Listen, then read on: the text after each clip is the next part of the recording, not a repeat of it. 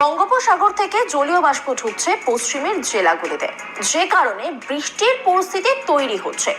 আজ মেঘলা আকাশ সঙ্গে হালকা কয়েক পশলা বৃষ্টির পূর্বাভাস দিয়েছে আবহাওয়া দপ্তর। শীতে খানিক ছন্দপতন হতে পারে দক্ষিণবঙ্গে, সামান্য তাপমাত্রা বৃদ্ধির পূর্বাভাস রয়েছে। আলিপুর আবহাওয়া সূত্রে খবর, এই মুহূর্তে আবহাওয়ার তেমন কোনো পরিবর্তন নেই। পশ্চিমের জেলাগুলি ছাড়া অন্যান্য জেলাগুলিতে শুষ্ক আবহাওয়া থাকবে। 5 ও 6 তারিখ নাগাদ আকাশ আংশিক মেঘলা থাকার সম্ভাবনা রয়েছে।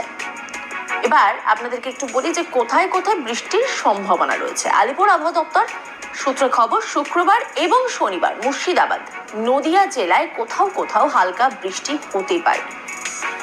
রাতে তাপমাত্রা স্বাভাবিকের কাছেই রয়েছে, কোথাও কোথাও স্বাভাবিকের থেকে একটু বেশি রয়েছে তাপমাত্রা। কলকাতা ও তার পার্শ্ববর্তী অঞ্চলে স্বাভাবিকের থেকে একটু বেশি তাপমাত্রা থাকছে। আগামী 2 থেকে 3 দিন তাপমাত্রা খানিকটা বাড়বে, প্রায় 2 থেকে 3 ডিগ্রি। কলকাতা ও তার পার্শ্ববর্তী অঞ্চলে তাপমাত্রা বেড়ে 16 থেকে 17 ডিগ্রিতে পৌঁছে যাওয়ার সম্ভাবনা রয়েছে।